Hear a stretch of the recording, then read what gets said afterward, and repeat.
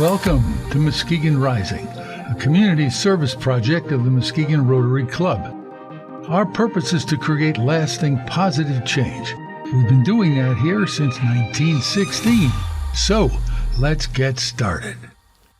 Hello, I'm Nancy Crandall, a Muskegon Rotarian, and I'm joined today for this podcast by Judy Hayner, who is also a Rotarian and is project director for the Muskegon City Public Art Initiative. Welcome, Judy, and thanks for being here. Thank you for having me. It's always fun to be able to talk about art. Yes, I noticed you like to do that. I do. Tell us how this whole thing got started. The Muskegon City Public Art Initiative was not my idea. It was the idea of a gentleman who had been in Muskegon in the late 70s and early 80s. Maybe late 80s, early 90s. There you go. Patrick O'Leary, and a lot of people may know who he is. Anyway, he called me up one day. I had retired, and he called me up, and he did not say hello. He said, "What are you doing with your time?" Good question for a retiree. I know. Anyway, that's when we talked about, this was his idea. He was interested in helping to support more public art for Muskegon, for the city of Muskegon, believing that really could make a difference. It could help define place and give people maybe more sense of pride and some history. Patrick is really interested in history as well as art, and he was interested in projects that might help illuminate some history with the art projects. So we talked about it, and so that's what he wanted. And when we talked about it, what I wanted to do monumental work, very large-scale work, so that permanent, large-scale, it lives here, once we do it. So between the two of us, that's what we came up with, and he agreed to to start the underwriting for 10 projects. We agreed we were doing 10 projects, primarily for the city of Muskegon, although we also, at that time, talked about having something for the Heights, but most of them for the city of Muskegon, and that he would put in $25,000 as a starter for each project. For each project? For each project. Wow, so very generous. Yes. And his interest was connecting history with the art, that we could somehow illuminate some kind of history. So that's how it started, and we started in July of 2018, and he said, we'll just do one project a year. And I remember saying, Patrick, I'm 70. I don't think that makes sense. Maybe we could do 2 a year. Anyway, so we've cut it in the middle. We are installing project number 8 and 9 this summer and just starting the planning for the last one. And who comes up with the ideas for the projects or decides what it's going to be? I think Patrick and I did a lot of talking, and at the beginning, I spent a lot of time literally. The whole thing actually starts with location, which I'm not sure I realized until I got into it. It's like, okay, wait, we got to figure out where we might put things. So spent a lot of time just trying to identify possible sites. And then I report to the Downtown Arts Committee, which you're familiar with. And that started in 2005 by Pat Johnson at the Community Foundation as Muskegon was being redeveloped. And in 2005, we had sand. That's all we had. But as it was being redeveloped, she wanted to make sure that there was an understanding that art needed to be part of it. So the Downtown Arts Committee has been around since 2005, and I report to them. So some of the ideas have come from the Downtown Arts Committee. I see. Some of them have been brought to me by the city where they've had a location that they'd like to do something. So it's been a variety of things that has instigated each project. And then you decide on a project. How do you find the artist for the project? And we've done that a few different ways. We have for several of the projects, we actually put out an RFP. And so it's a matter of, when I'm doing it, trying to identify artists that are working in whatever medium we're thinking that we might like, and that have done public art and have done large-scale art. So we've done an invitational RFP process where I send it to a selected group of artists to submit their ideas. We've also done just an open call. The railroad bridges, when that happened, that was basically an open call. And we started with a list of artists to begin with, and then as it became more public, we just put it out there for anybody. What was interesting about that is everybody thought, oh, I want to do it. And then when they got the the specs of what the job really was. It was surprising how many people I did not hear from again. That was a challenging project in particular. I bet it was, but I can understand how right. not too many would actually be willing to do it. Right. And who decides then who the artists will be? Primarily the Downtown Arts Committee. I take everything back to them. But we've had projects where we've had an affiliated group. For example, the Bridges involved a committee of 3 different cities, Norton Shores, the Heights, and Muskegon, because of the bridge placement. So the city leadership, we brought those people together, and they got to help choose the finalists in that particular project. And then ultimately the public decided. We did a voting thing through the libraries. So it happens different ways. So sometimes it's the Downtown Arts Committee, sometimes it's that kind of committee. The One Drop, which is at the Convention Center, was actually a project that we did jointly with the Women's Division of the Chamber of Commerce. Right. And so they were very instrumental in helping to select the artist. I love that drop. It's just every time I go by there, I look at it and think, what a good thing that is. It really is such a central symbol to who we are, I think. What about the preservation of these art pieces? Each of the pieces belong to wherever we've installed them. For example, Moxie was our very first project. Yes. And that came about because of just talking with the director of the Lakeshore Museum Center, and they're interested in doing something that might, really attract people to the site. And then one of their staff members had come across an artist that was doing this wildlife type art, and she had said something to her boss, like, I wish we could do that. And then her boss said something to me, and it's like, okay, why not? Why not figure out how to do that? Exactly. But for example, so Moxie now belongs to the Lakeshore Museum Center, and they are responsible for the maintenance. The city will pick up the maintenance and the oversight of the other sites that are on their property. Heritage Landing belongs to the county, so it depends on who. Oh, I see. And as we finish each project, the Community Foundation gives a deed of gift to the property owner, and it's all been on public property so far. There have been some controversies as you've gone through this process. Everybody has opinions about art, and I understand that. I understand that. Have we had a lot of controversy? The one that came to mind was the thing about the elephant. Oh, the one that the one that didn't make it. Yeah. Yeah, there have been some controversies. That one, it's hard to even talk about that. I'm really very sad about that. That would have been a phenomenal work of art for Muskegon, and would have highlighted that particular story of Buster Keaton and his life in Muskegon. So we haven't really had too much, I don't think. I think that particular one is the only one that we've had to just set aside. I mean, when somebody talks about animal cruelty, as I've tried to say, I got nothing. I got no words to deal with that. I don't even know how to address that. So, are the pieces pretty well accepted each time? And do you have people who, as you say, everybody has their own opinion about art? Everybody has an opinion, and we have a professional snark class. I probably shouldn't say that, but I think we do. We have a group. That's what I was thinking. Of people that just like to take pot shots at things, and you just have to pretty much ignore that. Okay.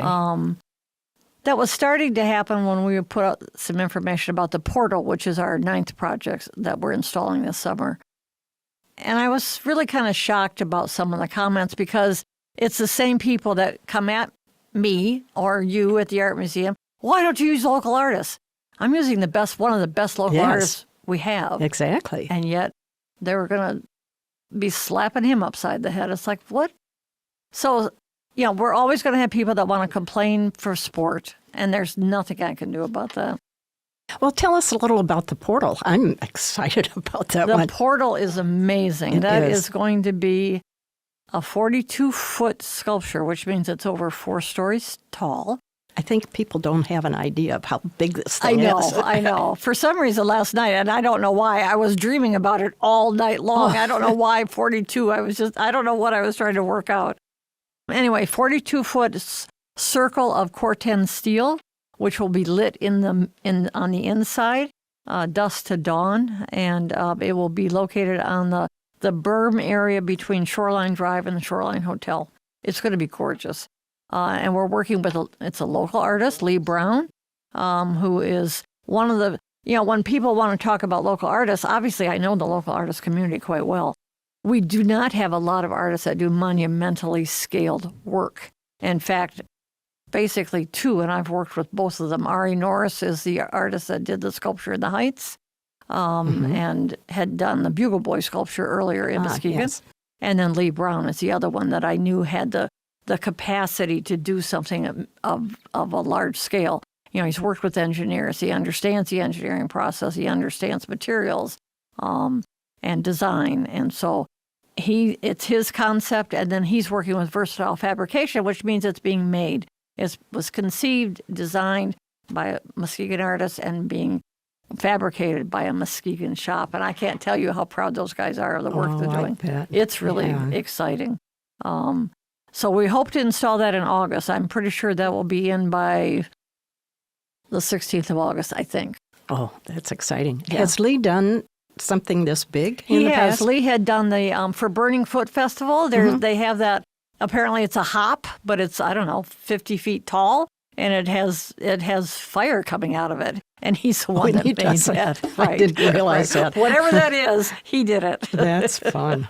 Yeah. One of the problems, it's not a problem, I guess, but one of the issues that I have seen over the years as these projects have been done is getting the word out to people about what they are, why they're there, who the artist is. And I know that you've written some wonderful articles that I've seen on Facebook about all this. It's hard without a daily newspaper anymore that covers very much locally. Right. How do you get information out to people about these? So and this didn't start now. This was, again, a few years ago through the Downtown Arts Committee. We started working with Tom Van Bruggen, who's with the county GIS system, on developing a map that could live on the city website and the county website and the art museum website. And it would be a place, then we would do QR codes, and I think we will do this now. We will do QR codes applied to all 65 works of art. Muskegon has a remarkable... 65? It's crazy. We have a huge collection of public art starting from 1898, late 1800s to this year. And yes, we have about 60 plus pieces in the public arena. So I just met with him recently. We're going to develop a QR system that we can put some kind of thing on all the pieces. And then that will take you to that map, and it will take you to the information about the piece. Oh, good. The projects that I've done with the Muskegon City Public Art Initiative, we have signage at every site. And sometimes a friend or an artist will say, well, you really don't need that. It's like, yep, I do need that. Yeah. Well, they're not going to read it. I don't care if they read it. It's here. If they want to read it, they can read it, and the information's in front of them. So we do have signage on our projects, explaining what the project, the artist, the donors, that kind of thing. Well, tell us a little about Marshfield. Oh, my goodness. I'm so excited about this. It's so funny. I am the least athletic person you know. I don't have an athletic bone in my body. But I'm a pretty good manager, and I can I appreciate the history. Marshfield is a remarkable story. Started in 1916 when apparently Rotary started. That's right. That was a busy year. It's just such an amazing story. So there had been professional ball in Muskegon before that, starting probably in the late 1880s. So from that point forward, there were teams, there were leagues, there were various fields kind of in and around town. But at some point, they wanted to get into what was considered the Central League, which was the Midwest League of paid ball players, and felt like they had to have a better field situation. And one of the fields had already been taken over for housing. And anyway, Charles Marsh got involved with the local baseball scene starting in 1912. He was president of the whatever league thing was happening then. And in February of 1916, he decided to buy 4 city blocks at Peck and Laketon. So there's 4 blocks. They're wooded. They have some buildings on them. And they have Clinton Street through the middle of them. And in the first week of May, they played the first game on Marshfield. My goodness. I don't even understand how that was possible. Did that? Yeah. I mean, was the whole grandstand built? Of course not. But they had a game, and they had a big game with a parade. And I mean, I love the stories of Muskegon, and Muskegon really had a thing for parades. I could tell you the whole story about when the McKinley sculpture was dedicated in 1902, I think. They had a huge parade, and they had souvenirs. The county has a pin that was handed out during that parade. It's really kind of cool. Anyway, there was a big parade for Marshfield, and there was a game, like in less than 3 months. And when Charles March, a few years after that, he deeded the Marshfield to the city permanently as a baseball field. He also required that it have a playground and a picnic area for the community on it, which it does. And when he deeded it, it's like, as long as this is what it is, that's great. And if it's ever used for anything other than this, it reverts back to the Marsh Company, the C.W. Marsh Company, which still exists today. Right. Yeah. So it's been baseball since 1916. All kinds of variations on a theme for that. There have been, local teams. There have been professional teams. Marshfield was the farm club at different times. New York Yankees, the Detroit Tigers, and the Chicago White Sox. So there was even that part of it. And we've had some pretty famous players come through Marshfield.